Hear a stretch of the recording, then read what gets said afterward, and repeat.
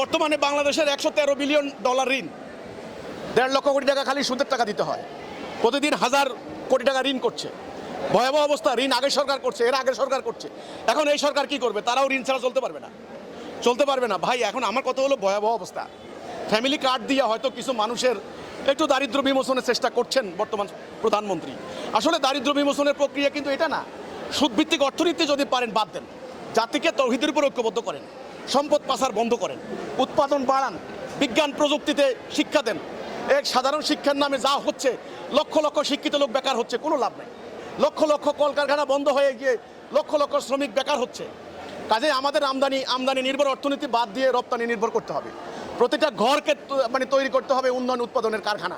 সেটা কিভাবে সম্ভব, সেটার একটা রূপরেখা আমি তুলে ধরেছি। কাজেই ফ্যামিলি কার্ড দিয়ে ভাই দারিদ্র বিমোচন হবে না। হ্যাঁ, এটা কিছু অর্থনৈতিক সংকট যাবে, কিছু মানুষ নগদ টাকা পাবে, এটাতে কিন্তু মূল সংকট সমাধান হবে না। সরকারের আরও বড় বড় ভর্তুকি জায়গা আছে, যেমন এই যে তেলের ভর্তুকি।